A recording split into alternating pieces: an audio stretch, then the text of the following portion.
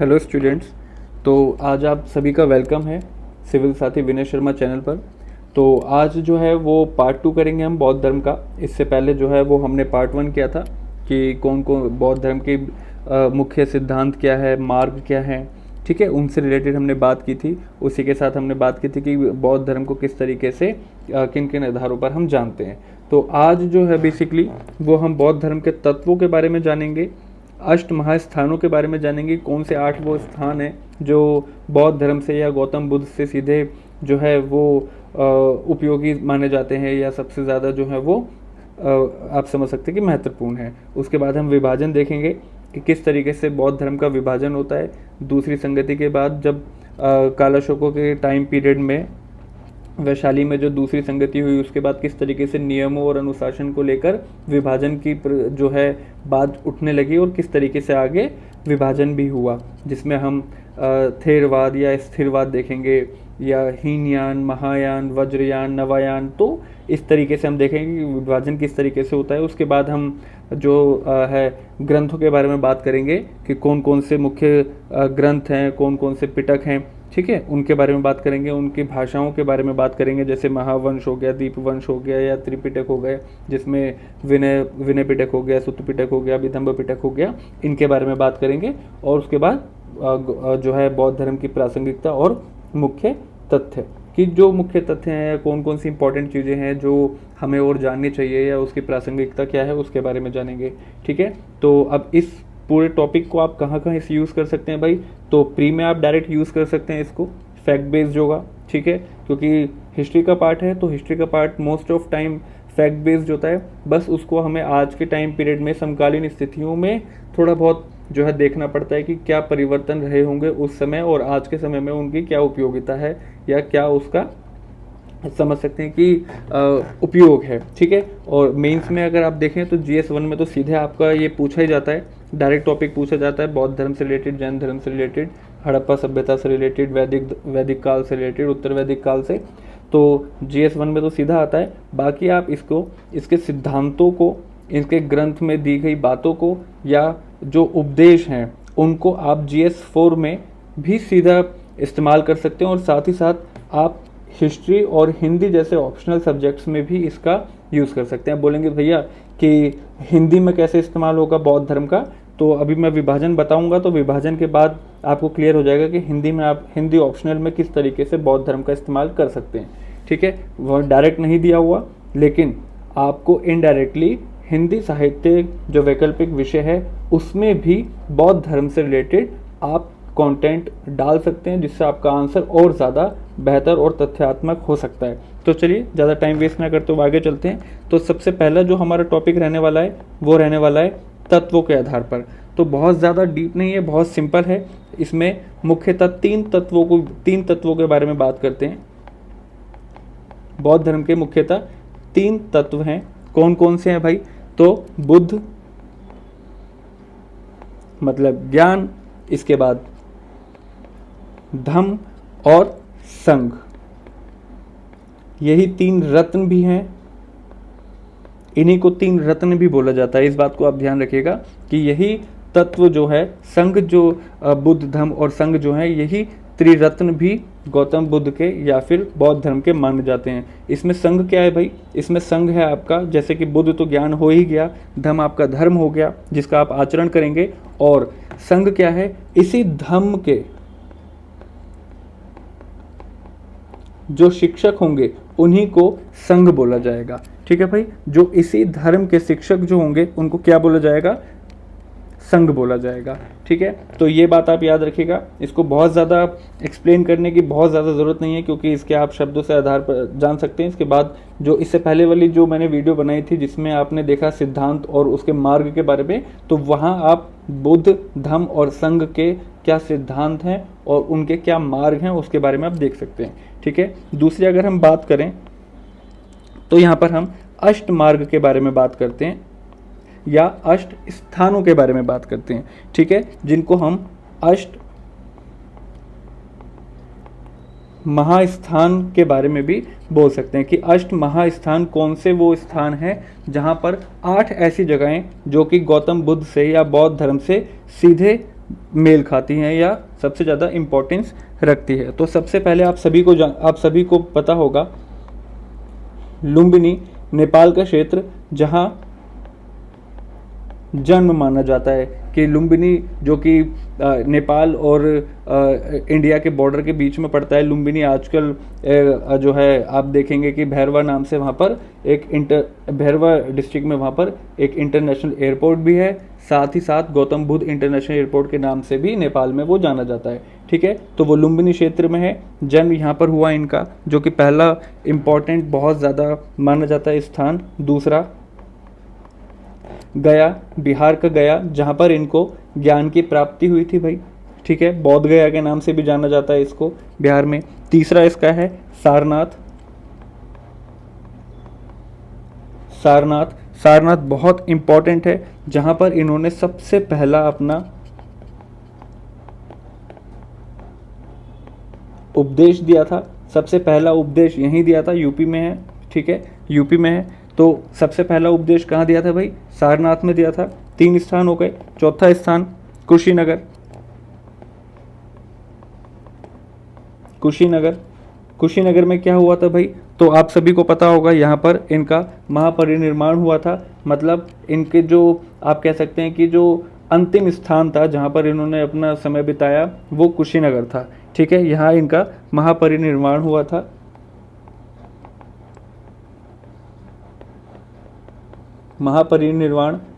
परिनिर्वाण का मतलब इन्होंने अपना देह त्यागा था यहाँ पर कुशीनगर में।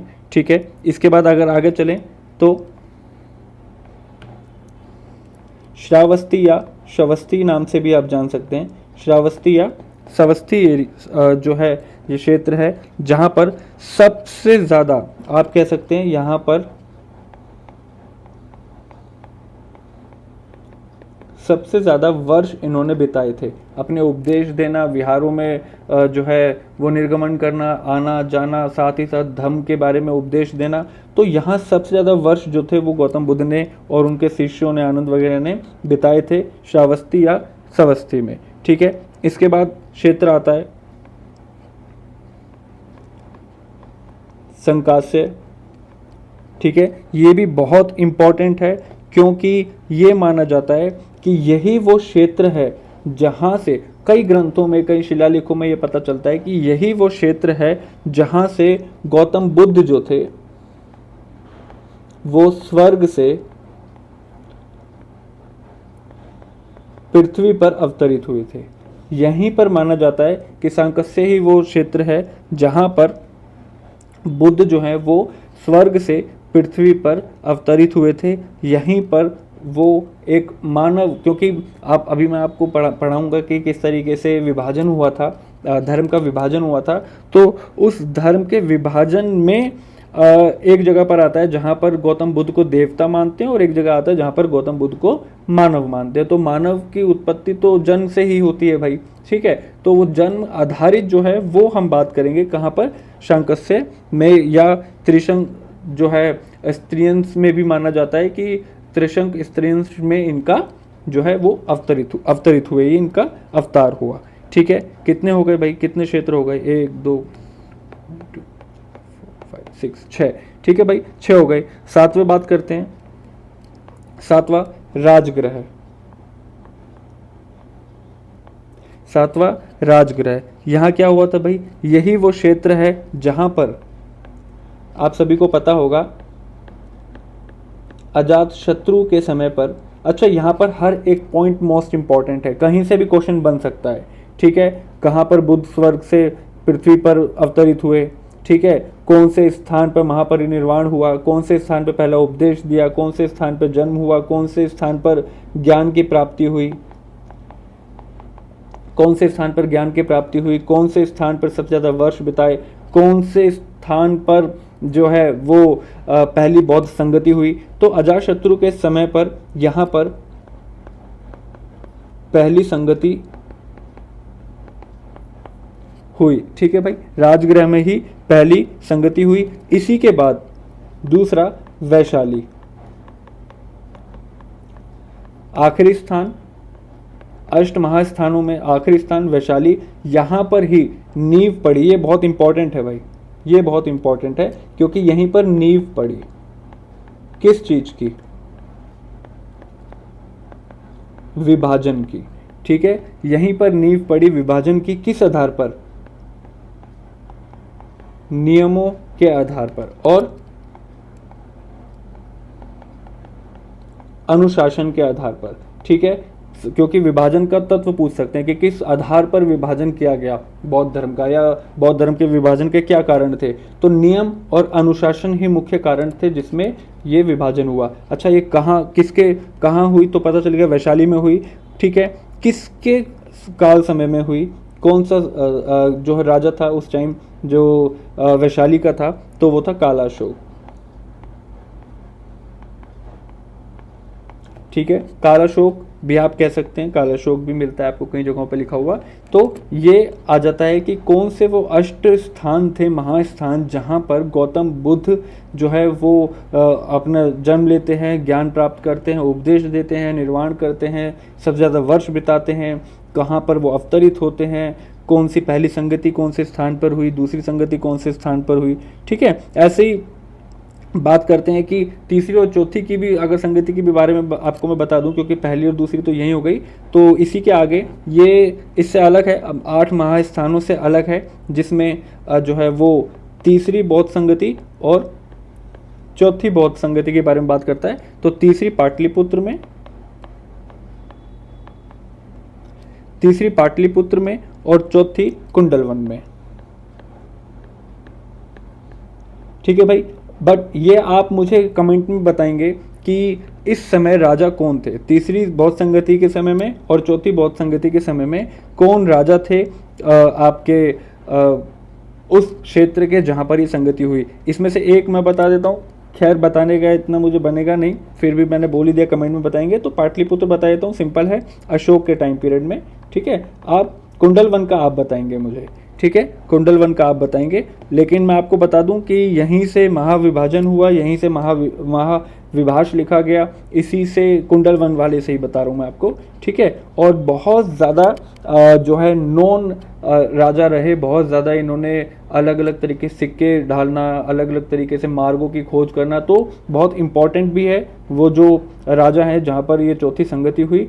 तो ये आप मुझे कमेंट में ज़रूर बताइएगा। ठीक है, टाइम वेस्ट ना करते हुए आगे चलते हैं।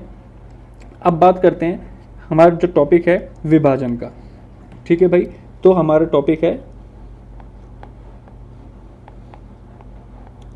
विभाजन का, कि बौद्ध धर्म का विभाजन किस आधार पर, कहाँ और किस तरीके से हुआ, और उसमें कौन कौन से मुख्य ऐसे तत्व हैं, सिद्धांत हैं जिनके बारे में हम पढ़ते हैं। ठीक है भाई, तो अगर विभाजन के बारे में बात करें तो मुख्यतः दूसरी, मैंने आपको बता ही दिया कि कौन सी संगति में हुआ था भाई, दूसरी संगति में हुआ था, ये रही आपकी दूसरी संगति। ठीक है, यहाँ पर दूसरी संगति में हुआ था विभाजन का, सबसे पहला स्वर जो आया था वो दूसरी संगति में आया था।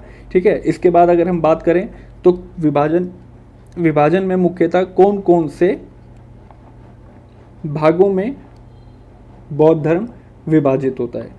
ठीक है भाई, तो ये देखने की बात होगी कौन कौन से जो मुख्य धर्म थे या कौन कौन से संप्रदाय थे जिसमें विभाजन होता है। तो सबसे पहला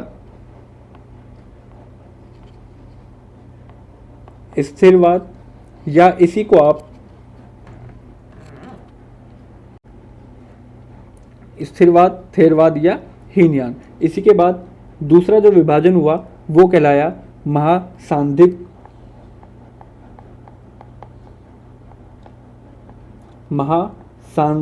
विभाजन। ठीक है भाई, यहीं से महायान का सूत्रपात होगा। ठीक है, यहीं से महायान का सूत्रपात होगा। तो ये आप देख सकते हैं। अच्छा, अगर आप किसी को भी पीडीएफ चाहिए हो तो भैया टाइप पीडीएफ तो नहीं मिलेगी, क्योंकि ये मैं डायरेक्ट ही आपको पढ़ा रहा हूँ, या इसके कोई स्पेशल नोट्स या फिर स्पेशल कोई बुक नहीं है जिसमें से मैं करा रहा हूँ। तो आप जो भी मैं इसमें करा रहा हूँ आपको इसी का, स्क्रीन का ही मैं रिकॉर्ड आपको जो है वो प्रोवाइड करा सकता हूँ। तो आप वो मेरे टेलीग्राम चैनल जो है वहाँ से ले सकते हैं, सिविल साथी शर्मा नाम से मेरा जो है टेलीग्राम चैनल है, वहाँ से आप ले सकते हैं। आप मुझे मेल कर सकते हैं, ठीक है, आप इसमें मुझे मेल कर दीजिए। मेल आईडी आपको डिस्क्रिप्शन में मिल जाएगी, मेल कर सकते हैं या व्हाट्सएप कर सकते हैं, नंबर आपको डिस्क्रिप्शन में मिल जाएगा, ठीक है भाई। तो आगे चलते हैं, स्थिरवाद, थेरवाद या हीनयान। तो यहाँ पर सबसे पहले अगर हम बात करें तो थेरवाद है क्या, ठीक है, इसकी क्योंकि किसी देखिए, अगर आपको किस शब्द की उत्पत्ति या शब्द की पहचान अगर हो जाती है तो आप आसानी से उसमें एक तरीके से उसके बारे में लिख सकते हैं, जान सकते हैं, क्योंकि यूपीएससी में या किसी भी एग्ज़ाम में आपको बेसिक्स पता होना बहुत ज़रूरी है। तो थेर का मतलब, थेरवाद मतलब थेर, थेर से बना हुआ शब्द है। थेर का मतलब है वृद्ध, वृद्ध मतलब पुराना या पहले से दिया हुआ,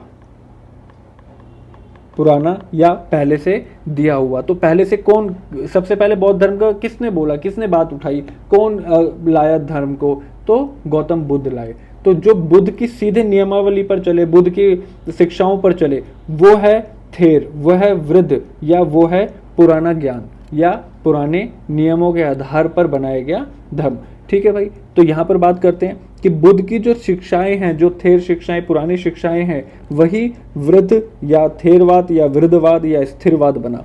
आगे जाकर यहीं से निकला हीनयान। हिंदी में एक शब्द है हीन का अर्थ होता है छोटा, ठीक है, छोटा, और यान का मतलब वाहन।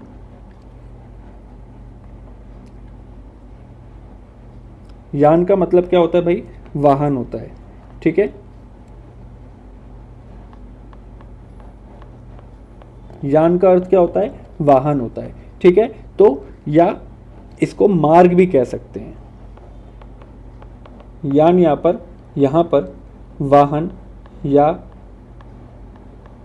मार्ग भी है, जो स्थिर है, जो छोटा है, जिससे आप सीधा पहुंच सकते हैं किसकी तरफ, ज्ञान की तरफ, ठीक है, सत्व की तरफ, या आप शिक्षा की तरफ सीधे पहुंच सकते हैं, ठीक है भाई। यहीं से आगे जाकर मोस्ट इंपॉर्टेंट टर्म, ये यूपीएससी के ईयर तो मुझे याद नहीं आ रहा, लेकिन सीधा क्वेश्चन पूछा गया था कि किस बौद्ध धर्म की किस शाखा में बुद्ध को मानव या शिक्षक मानते हैं,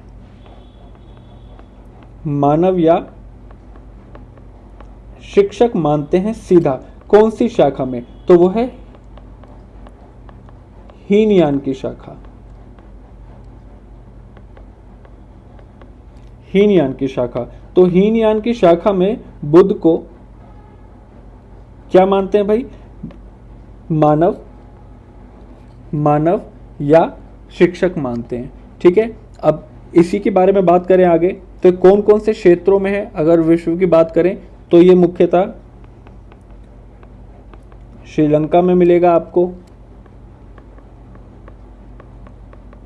थाईलैंड में देखने को मिलेगा, कंबोडिया वगैरह हो गया, या बर्मा हो गया जो आज का म्यांमार है, ठीक है। तो इन क्षेत्रों में आपको ज़्यादातर देखने को मिलेगा। अच्छा, इसी समय में आपका पिटक की अवधारणा भी आई, ठीक है, जिनको त्रिपिटक या त्रिपिटक के नाम से भी जानते हैं, ठीक है भाई। और इसी की भाषा जो हम जानते हैं सबसे ज़्यादा कि बौद्ध धर्म की भाषा रही पाली भाषा, ठीक है। इसी को हाइब्रिड संस्कृत भी बोला जाता है, ठीक है। जब मैंने आपको काल विभाजन हिंदी का, अगर आप देखें, आप मेरी वीडियोस में जाके देखेंगे तो मैंने उसमें हिंदी के काल विभाजन के बारे में बात किया है कि हिंदी में कौन सी भाषा को किस काल में विभाजित किया गया है। तो आप वहाँ पर देखेंगे कि वैदिक संस्कृत, लौकिक संस्कृत, पाली, प्राकृत, तो ये संस्कृत का ही वो बदला रूप है, हाइब्रिड संस्कृत है, जिसको हम पाली भाषा के तौर पर जानते हैं भाई, ठीक है। तो यहाँ से आपके त्रिपिटक निकलते हैं या त्रिपिटक निकलते हैं, जिसमें विनय पिटक, सुत्त पिटक और अभिधम्म पिटक। अभिपिटकों के बारे में हम आगे बात करेंगे कि किस तरीके से जो है बौद्ध धर्म के ग्रंथ रहे और उनके क्या सिद्धांतिक महत्वपूर्णता रही, ठीक है। आगे बात करते हैं, अगर महायान के बारे में बात करें तो सबसे पहले अगर हम देखेंगे तो महायान का मतलब क्या है, महायान का मतलब बड़ा मार्ग, ठीक है। बड़ा मार्ग मतलब ऐसा मार्ग जो आपको ईश्वरत्व प्रदान करे, जो आपको बोधिसत्व प्रदान करे, जो आपको एक नए एक जोन में लेके जाए, एक जो आपके बौद्धिक विकास है, सर्वांगीण विकास है, वो आपका पूरा हो सके, ओवरऑल डेवलपमेंट आपकी हो सके, ठीक है। और ये महायान से महायान हीनयान से बहुत ज़्यादा उदार या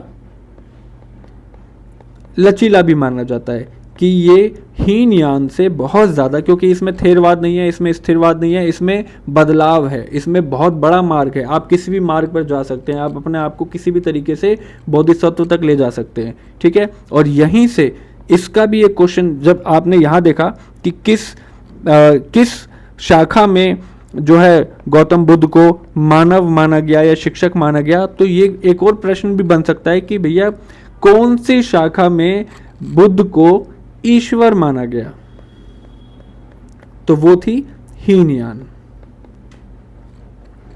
महायान। हीनयान तो मैंने आपको बता दिया, क्या नाम है आपका, मानव या शिक्षक।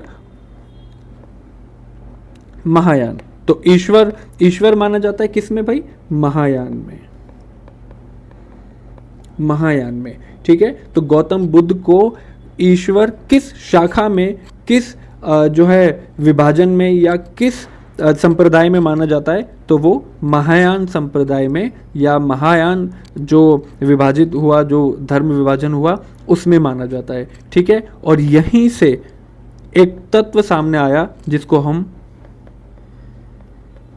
बोधिसत्व कहते हैं, ज्ञान की सही प्राप्ति। और यहीं से इसी से संबंधित इनके सूत्र बने जिसको हम महायान सूत्र के नाम से जानते हैं। यहीं से महायान सूत्र भी हमें देखने को मिलते हैं कि आप ईश्वर की प्राप्ति किस तरीके से कर सकते हैं, ठीक है भाई। और आगे जाकर यहीं से अन्य विभाजन भी आपको देखने को मिलेगा, यही महायान सूत्र से ही हमें एक और विभाजन देखने को मिलेगा, ठीक है। अभी हम बात करते हैं कि कौन कौन से क्षेत्र में है, तो चीन में है भाई, जापान, कोरिया आदि। तो इन क्षेत्रों में मुख्यतः महायान जो शाखा है वो बहुत ज़्यादा प्रचलित है, बहुत ज़्यादा इस्तेमाल की जाती है, बहुत ज़्यादा उपयोग में है। अब यही जो बोधि महायान सूत्र है, इसी को आधार बनाकर एक नई शाखा हमारे सामने आती है जिसको हम लामावाद या वज्रयान भी कह देते हैं। यहीं से एक और शाखा सामने आती है जिसको हम क्या कह देते हैं भाई, लामावाद या फिर आपका वज्रयान। तो 8वीं से लगभग 6ठी से मान सकते हैं, 6ठी से लेकर 11वीं शताब्दी तक ये जो शाखा थी ये विकसित हुई, ठीक है। ज़्यादातर बिहार में आप देखेंगे, बंगाल का क्षेत्र जो है वहाँ पर आप देखेंगे, कश्मीर का जो क्षेत्र है, कश्मीर का तिब्बत से लगा हुआ क्षेत्र, वहाँ आप देखेंगे। नेपाल में देखेंगे कि नेपाल में भी कई जगहों पर, क्योंकि लामावाद है तो वहाँ पर भी लामाओं का बहुत ज़्यादा जो है ज्ञान तत्व देखने को मिलता है। नेपाल हो गया, भूटान हो गया, ठीक है भाई। तो ये मुख्य क्षेत्र है जहाँ पर आपको लामावाद या वज्रयान जो है देखने को मिलता है। अच्छा, वज्र, इसका मतलब समझ लेते हैं कि इसका मतलब क्या है बेसिकली, ठीक है, कि वज्रयान क्या है। तो वज्र का मतलब आप सभी ने हिंदी माइथोलॉजी में सुना होगा कि वज्र का मतलब क्या होता है भाई, कठोर। और सबसे कठोर क्या है भाई, हीरा है। सबसे कठोर क्या है, हीरा।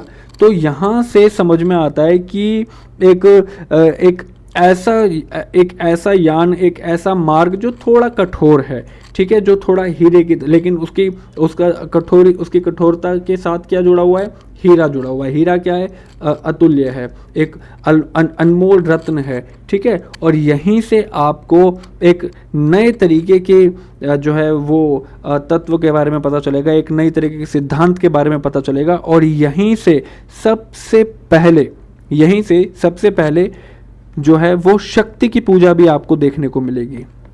बौद्ध धर्म में पूछा जा सकता है कि भैया क्वेश्चन आ सकता है, प्रीलिम्स में आ सकता है या फिर मेंस में इस तरीके से क्वेश्चन आ सकता है कि बौद्ध धर्म का प्रारंभिक प्रारूप जो था, जो थेरवाद या स्थिरवाद से प्रारंभ होता है, वो किस तरीके से आगे जाकर 8वीं 9वीं शताब्दी तक, 11वीं शताब्दी तक बदल जाता है और वहाँ पर किस तरीके से उसकी समकालीन स्थितियाँ पैदा होती हैं। ठीक है, क्योंकि ये सीधा सीधा महिलाओं से रिलेटेड है, शक्ति की पूजा हो रही है। ठीक है, और यहीं पर जो देवता, मुख्य देवता माने गए वो तारा या मंजूश्री आदि देवताओं की भी यहाँ पर बात होती है। तो यहाँ आप देख सकते हैं कि जो बौद्ध धर्म की शाखा है वो किस तरीके से बदल रही है। ठीक है, वो किस तरीके से अपना स्वरूप बदल रही है, किस तरीके से वो अपने आप को जो है वो नए तौर पर लेके जा रही है, और इसी के आधार पर ग्रंथों की रचना की जाती है। भाई इसी के आधार पर ग्रंथों की रचना की जाती है।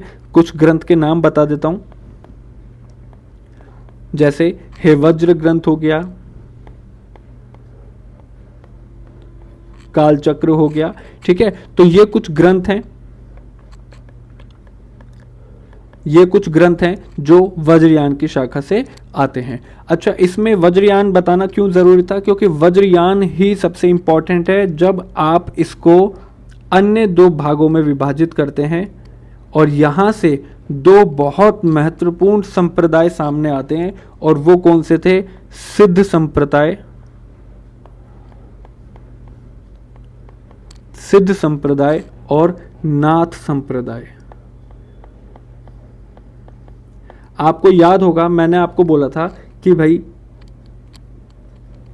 बौद्ध धर्म से रिलेटेड आप हिंदी ऑप्शनल में भी इस्तेमाल कर सकते हैं, और मोस्ट इंपॉर्टेंट बन जाता है सिद्ध और नाथ। बच्चे इसको रट तो लेते हैं कि भाई सिद्धों की 84 संख्या है, सिद्धों में कणप्पा, लुइपा, सरप्पा, इनकी जो है भाषा को देख लेते हैं, भाषा समझ में आ जाती है, सद्दूकड़ी भाषा है या उलटबासियों का इस्तेमाल करते हैं। लेकिन उत्पत्ति की बात करें तो यहाँ से इसकी उत्पत्ति, यहाँ से ये संप्रदाय सामने आता है। ठीक है, इसके बारे में, भाषा के बारे में आप जान लेंगे कि भाई जो है वो संध्या भाषा है। ठीक है, या इसकी उलटबासियाँ है। ठीक है, उलटबासी है। ठीक है, यहीं से आप जान लेंगे कि कुछ लोग इसको सद्दूकड़ी भाषा के विद्वान भी जानते हैं। ये हिंदी में वैकल्पिक विषय में इस तरीके से पूछा जाता है कि सिद्ध संप्रदाय की, नाथ संप्रदाय की भाषा क्या है। ठीक है, इसकी क्या उपयोगिता है, इसका क्या योगदान है, लेकिन इसकी उत्पत्ति क्या है, तो यहाँ से इसकी उत्पत्ति मिलती है। ठीक है भाई, वज्रयान, बौद्ध धर्म की वज्रयान शाखा से सिद्ध संप्रदाय की और नाथ संप्रदाय की उत्पत्ति मिलती है। इसमें 2-3 पॉइंट है जो समझ लेंगे, क्योंकि इससे ज़्यादा समझने की चीज़ हिंदी साहित्य में आ जाएगी फिर। ठीक है, तो सिद्धों की संख्या देख लेंगे, 84 है। उसमें से कुछ एग्जाम्पल देख लें तो सरहपा है, लुइपा है, कणप्पा है। ठीक है, ये कुछ प्रमुख हैं 84 सिद्धों में, सरहपा, लुइपा, कणप्पा। ठीक है, दम्बिपा वगैरह, ये सब। इसके साथ भाषा मैंने आपको बताई थी कि इनकी भाषा क्या है। ठीक है, बस इनका जो सिद्धांत है वो बहुत इंपॉर्टेंट है, जिसको हम पंचमाकार भी कह देते हैं। ठीक है, जिसमें 5 माह मतलब मांस, मदिरा, मत्स्य, मुद्रा और मैथुन। ठीक है, तो ये 5 तत्वों के आधार पर, और ये पांचों के पांचों तत्व किस पर चलते हैं भाई? तंत्र पर चलते हैं।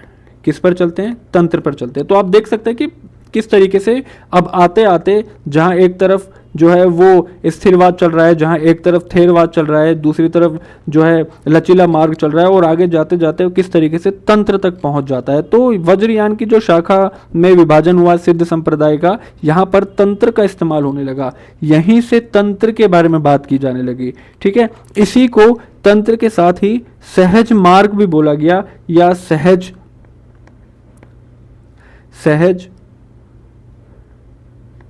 मार्ग या यान भी बोला गया। ठीक है, यही सहज मार्ग या सहज यान है, जहाँ से आप मांस, मदिरा, मत्स्य, मुद्रा, मैथुन, इनका इस्तेमाल करके भी ज्ञान की प्राप्ति कर सकते हो। तो वहीं अगर हम नाथ संप्रदाय के बारे में बात करें, जिनको आज आप देखते होंगे, आप सभी को नाम पता होगा हमारे योगी आदित्यनाथ जी, तो वो इसी संप्रदाय से आते हैं। इनकी मुख्य जो संख्या है वो 9 रही है। ठीक है, नाथ संप्रदाय में सबसे मुख्य जो संख्या रही वो 9 नाथों की संख्या माने गए, जिसमें सबसे पहले माने गए मच्छेंद्र नाथ, और इन्हीं के शिष्य बने गोरखनाथ, जो गोरखपुर आज आप जानते हैं गोरखनाथ। ठीक है, इन्हीं के नाम से बसा क्षेत्र है गोरखनाथ। इन्हीं को कनफोड़ा योगी भी बोला जाता है। इन्हीं को कनफोड़ा योगी भी बोला जाता है, और इन्हीं योगियों ने हठ योग की परंपरा गौतम बुद्ध में या बौद्ध धर्म में स्थापित की। हठ योग क्या है भाई? हठ है सूर्य, और ठ से है चंद्र का योग। हठ योग सूर्य और चंद्र की प्रतिमा या पूजा करना या उसमें योगाचर्य करना, और यहीं से षड चक्र जो वेदन होता है वो भी यहीं से होता है, जिसमें नाड़ी वेदन भी जिसको आप कहते हैं। ठीक है, तो यहाँ से ये बहुत ज़्यादा जो है वो एक तरीके से आप कह सकते हैं थोड़ा जटिल हो जाता है, और किस तरीके से संप्रदायों में विभाजन हो जाता है। आगे जाकर एक और विभाजन हमें देखने को मिलता है, जो कि हमें मिलता है 14 अक्टूबर 1956 में। होप सो आप सभी को पता चल गया हो मैं किसके बारे में बात कर रहा हूं। तो मैं यहां पर नवयान के बारे में बात कर रहा हूं, जिसका अनुसरण किन्होंने किया था भाई? बी आर अंबेडकर जी ने। ठीक है, बी आर अंबेडकर जी ने। तो यहीं से नवायान आता है, और यहीं से आपको कहां पर भाई? नागपुर में। ये इंपॉर्टेंट है जानना, कहां पर हुआ था भाई? नागपुर में हुआ था। किस लिए हुआ था ये बहुत ज़्यादा इंपॉर्टेंट है। ठीक है, किस लिए हुआ था ये ज़्यादा इंपॉर्टेंट है। तो सामाजिक न्याय के लिए हुआ था। सभी को ये तो पता रहता है कि जो आपके क्या नाम है बी आर अम्बेडकर जी हैं, उन्होंने अपना धर्म परिवर्तन किया, बौद्ध धर्म में भी गए। तो लेकिन बौद्ध धर्म में जाके उन्होंने क्या किया? तो उन्होंने नवायान जैसे संप्रदाय की बात करी, जो आगे जाके बहुत ज़्यादा पैरेलल रहा, बहुत ज़्यादा सामाजिक न्याय पर फोकस करने वाला, धार्मिक कर्मकांडों के खिलाफ रहा।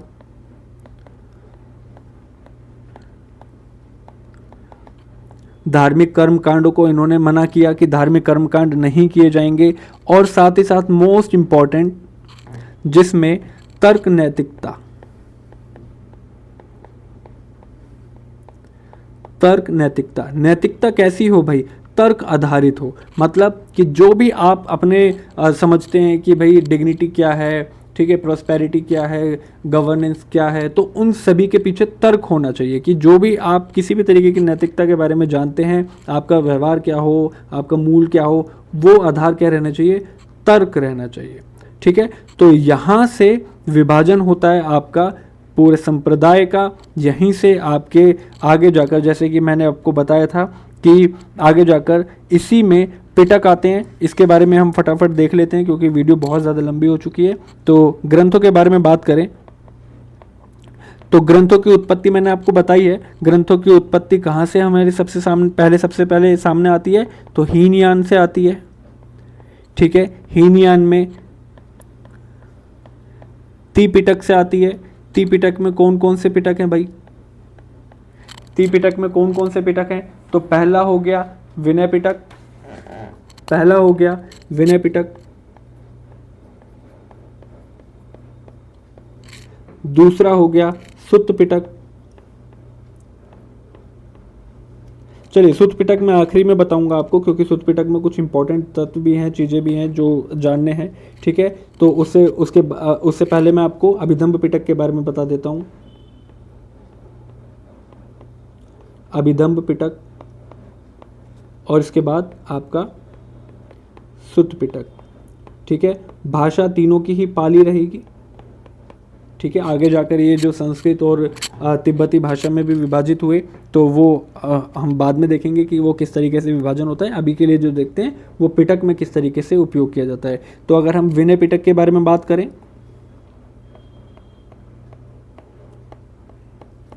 विनय पिटक के बारे में बात करें तो बहुत सिंपल सोबर है भैया। इसमें नियम थे, आचार, जिसको हम आचार संहिता कहते हैं। क्या करना है, क्या नहीं करना, किस तरीके से करना है, कब नहीं करना, तो इसमें ये बात की गई विनय पिटक में। इसके बाद अगर हम बात करें अभिदम्भ पिटक के बारे में, ये पहला था। दूसरा अभिदम्भ पिटक, ठीक है भाई, अभिदम्भ पिटक। तो यहीं से दर्शन आता है हमारे सामने,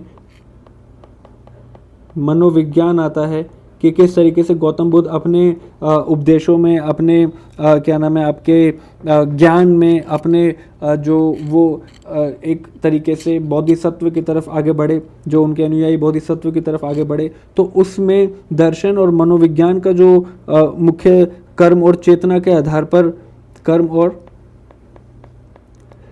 चेतना के आधार पर किस तरीके से ज्ञान की प्राप्ति है, वो अभिदम्भ पिटक में बताया। ठीक है, अब यहीं से निकलता है तीसरे नंबर पे सुत्त पिटक, जो कि बहुत इंपॉर्टेंट है। ठीक है, सुत्त पिटक में मुख्य उपदेश और शिक्षाओं के बारे में बात है। सुत्त पिटक ही वो पिटक है जिसमें मुख्यतः उपदेश और शिक्षाएं दी गई है। ठीक है भाई, कि किस तरीके से जो है हमें क्या करना चाहिए, जिसमें हमें सिद्धांत आ गए, इसमें मार्ग आ गया, इसमें मध्य मार्ग आ गया। ठीक है, किस तरीके से जो है हमारा आचार विचार होना चाहिए, किस तरीके से हमारी जो है वो हमारे व्यवहार होना चाहिए, किस तरीके से हमें रहना चाहिए, किस तरीके से आगे अपने जीवन यापन करना चाहिए। ठीक है, संघ के प्रति हमारी भूमिका क्या है, तो ये सब चीज़ें जो हैं वो हमें यहीं से देखने को मिलती है। ठीक है, आगे बात करें कि सुत्त पिटक के कौन कौन से निकाय थे, तो ये बहुत इंपॉर्टेंट है। सुत्त पिटक के मुख्य निकायों के बारे में अगर हम बात करें, ठीक है, तो सुत्त पिटक के निकाय, तो इसमें सबसे पहला जो निकाय है वो कौन सा है भाई,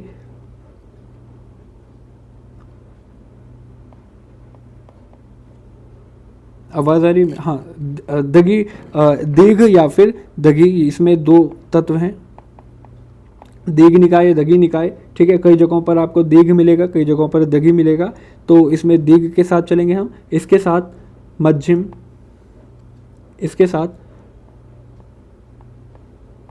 मध्यम निकाय, मध्यम निकाय। अच्छा, मध्यम निकाय बहुत इंपॉर्टेंट है, पाली जो है वो लैंग्वेज में लिखा गया, साथ ही साथ इसके ऊपर प्रश्न भी आया हुआ है, सीधा सीधा प्रश्न आया हुआ है, और ये पूछा गया है कि मध्यम निकाय कौन से पिटक से संबंधित है, मध्यम निकाय कौन से पिटक से संबंधित है, ये प्रश्न आपको सीधा जो है वो प्रीलिम्स में, यूपीएससी प्रीलिम्स में आपको देखने को मिला है। ठीक है, इसके बाद संयुक्त निकाय और खुद्दक निकाय।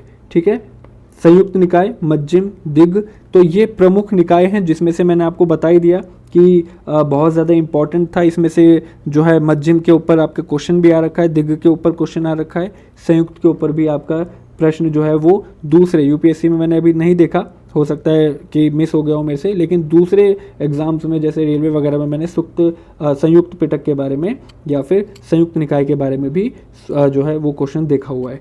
ठीक है, तो ये इसके पिटक थे।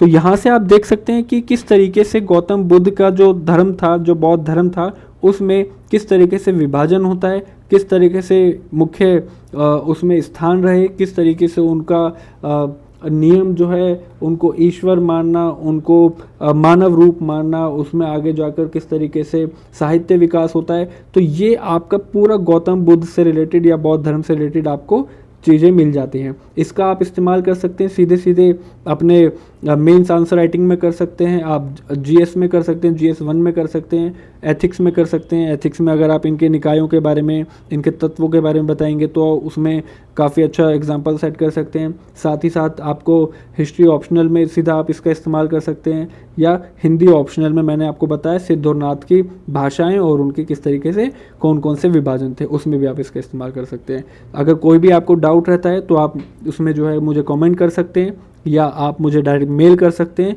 या व्हाट्सएप भी कर सकते हैं, और किसी भी टॉपिक के बारे में जानने के लिए भी आप मुझे टेक्स्ट कर सकते हैं।